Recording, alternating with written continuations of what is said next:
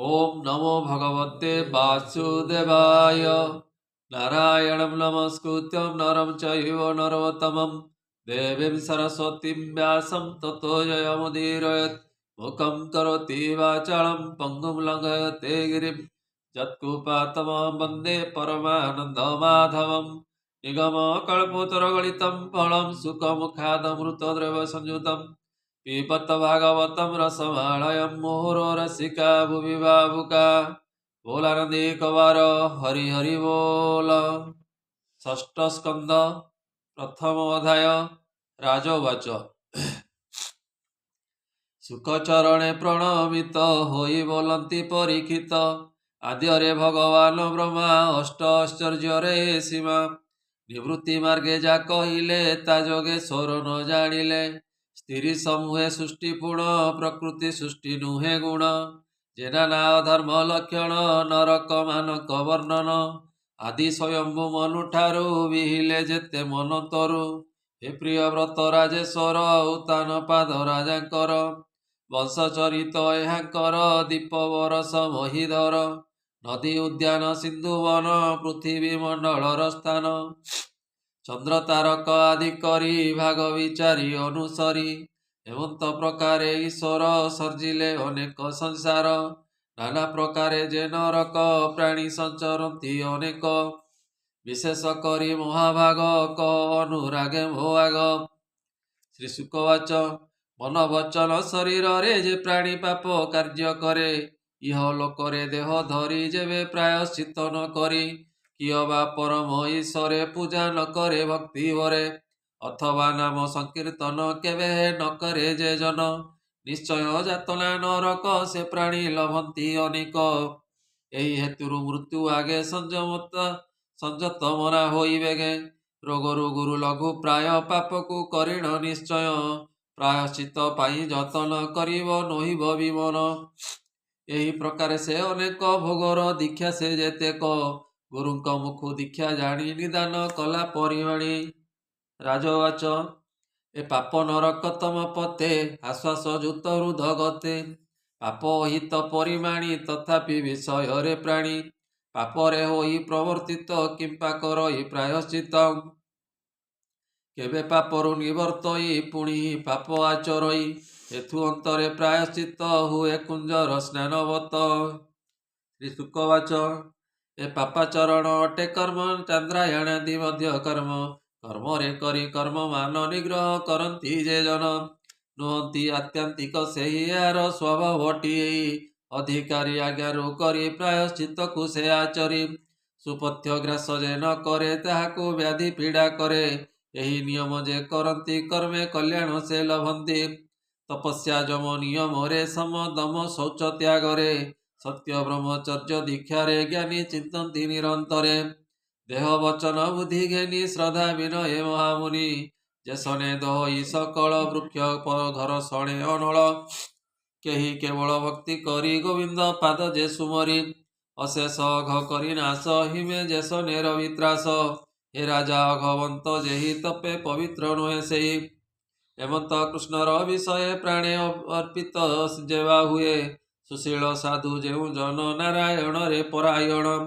ताहाक पथे जेउ जन लोकर कल्याण कारण राजेंद्र शुण परिमाणी कृष्ण विमुख जेते प्राणी ताहाक तपे जेते फल सकल हुई निष्फल ए कृष्णर पाद पद्म दुई ता गुण अनुरूपे होई जे एका बेले बोले नाम स्वप्ने से न देखे जम जादूते पापर जुधारी न देखे चिन्हता करी जे इतिहास पुरातन कहिबा शुण सावधान विष्णु समन दूतंकर कह आम्भकु समाचार कन्या को भुज नामे देश अजामिलर तहि वास आश्रमे द्विज से बोलाई स्वभावे दासीपति होई सदाचार को नष्ट करी दासीर संसर्ग आचरी कितब चर्यपणे थाई कुश्चित कर्म आचरई एमते केते दिन गला ताहार पुत्र उपजिला से नगरे थाई दासपति पुत्र पालने सदा मते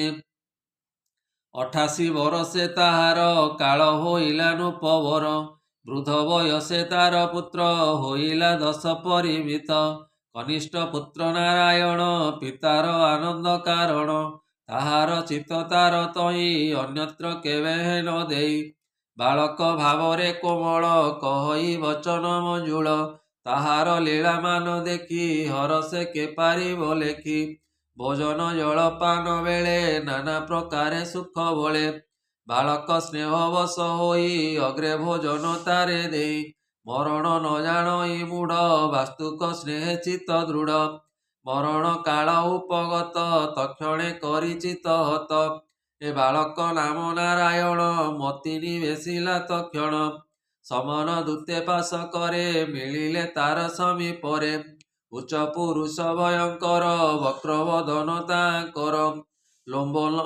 ଲୋମଲମ୍ବ ସର୍ବ ଶରୀର ଦେଖି ଅଜାମିଳ କାତର ଏ ଦୂରେ ବାଳକ ସଙ୍ଗେ ମିଳି ତାହାର ପୁତ୍ର କରେ କେଳି ଏ ଗଭୀର ଶୋନେ ଉଚ୍ଚ କରି ଡାକିଲା ତାର ନାମ ଧରି ଜୀବନ ବିକଳେ ତକ୍ଷଣେ ଡାକିଲା ପୁତ୍ର ନାରାୟଣେ ମୋହିତ ଅଜାମିଳ ପୁର ତୁଣ୍ଡେ ଉଚ୍ଚାରି ନାରାୟଣ ଶୁଣି ସ୍ୱାମୀର ନାମ କୃତ ଆସି ମିଳିଲେ ବିଷ୍ଣୁ ଦୂତ ସେ ଅଜାମିଳ ହୃଦୟରୁ ଜୀବକୁ ଆକର୍ଷଣ କରୁ ଯମଦୂତଙ୍କୁ ବିଷ୍ଣୁ ଦୂତେ ବଳେ ନିବାରିଲେ ତୁରିତେ ଏ ବୈବସୁତ ପ୍ରଭୁ ଯାହାର ସେ ଦୂତ ମାନଙ୍କ ଉତ୍ତର ବିଷ୍ଣୁ ଦୂତ ମାନଙ୍କୁ କହି ତୁମେ ନିବାର କାହିଁ ପାଇଁ ଏ ଧର୍ମରାଜାର ଆଜ୍ଞାମାନ କିପାଇଁ କରୁଅଛ ଭଗ୍ନ କାହାର ତୁମେ ମାନେ ଦୂତ କାହୁଁ ଅଇଲ ହେ ତୁରିତ କିପାଇଁ ଆମ୍ଭକୁ ନିରୁଦ୍ଧ କିବା ଉତ୍ତମ ତୁମେ ସିଦ୍ଧ କିବା ଦେବତା ତୁମେ ମାନେ ଆନନ୍ଦେ ବସ ସନ୍ନିଧାନେ ତୁମ୍ଭର ଚକ୍ଷୁ ପଦ୍ମଦଳ ବିରାଜେ କିରୀଟ କୁଣ୍ଡଳ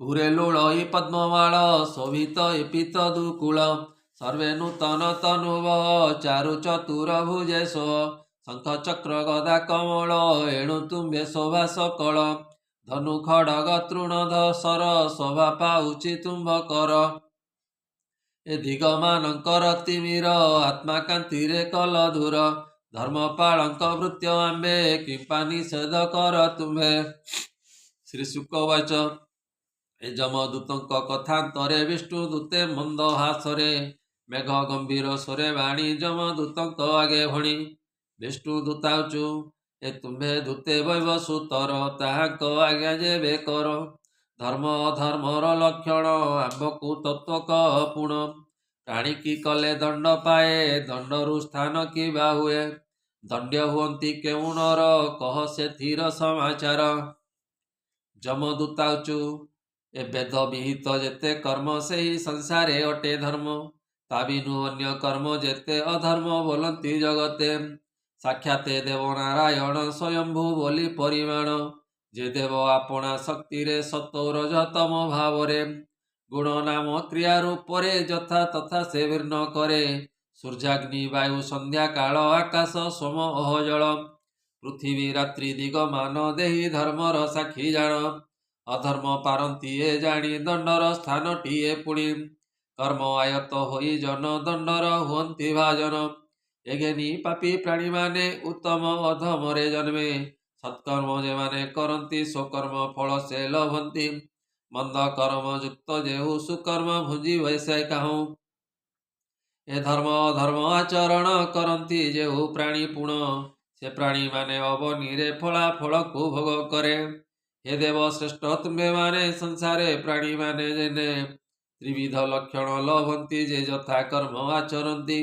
पुणी विहित ताहा करी प्राणिक विषय विचारी काल रही तत्व माने गुणर बंधन कारणे तम गुणरे युक्त होई आउ स्वधर्म न जानई सत्व गुण को न जानई जन्म कारणे नाशई विधाता पंचभूते पूर्ण सृष्टि को करई वियाण महत जहु अहंकार आदि जेते क आचार त्रिगुण आदि शक्ति युक्ते हांकु धरी हृदय गते एमंत प्रकार रे देही हरसे शोक कुल बई तांक गर्भ आश्चर्य मत करई कर्म विपरीत दोषकारर प्राय होई कर्म रे आत्मा को रखई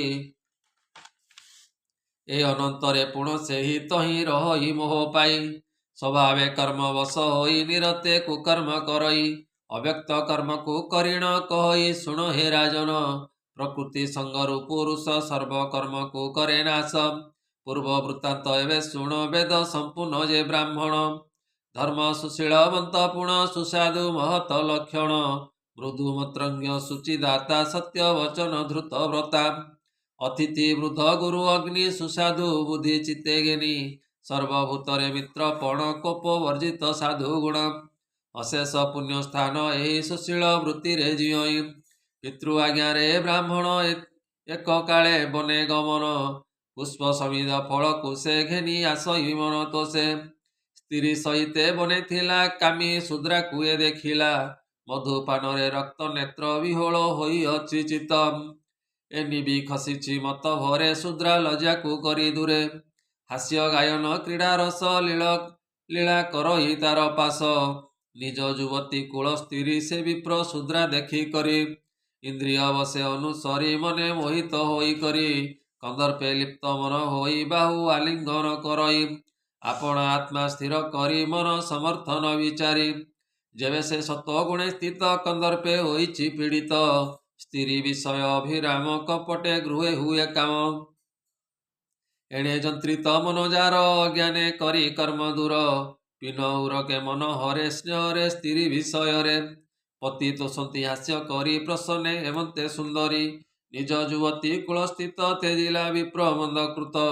ଶୈରିଣୀ ଅପାଙ୍ଗ କୁଣ୍ଠିତ ବୃଦ୍ଧି ହୋଇଲା ତାର ହତ। ଅଧର୍ମ ବୁଦ୍ଧି ସେ ବ୍ରାହ୍ମଣ ନିରତେ ବେଶ୍ୟା ପରାୟଣ। ଧର୍ମ ଅଧର୍ମେ ଧନ ଆଣି ସନ୍ତୋଷ କରଇ ଶୌରିଣୀ। ଯେଉଁ କାରଣୁ ଲଙ୍ଘି ଶାସ୍ତ୍ର ଶୂଦ୍ରାଣୀ ରତି ଅନୁବ୍ରତ। ଗୃହ ସ୍ୱକର୍ମେ ପ୍ରବର୍ତ୍ତିଲା ପୂର୍ବର ଧର୍ମ ନାଶ ଗଲା। ଏଣୁ ଏ ପାପୀ ଦିଜେ ନେଇ ଯମର ଛାମୁରେ ଦେବହିଁ।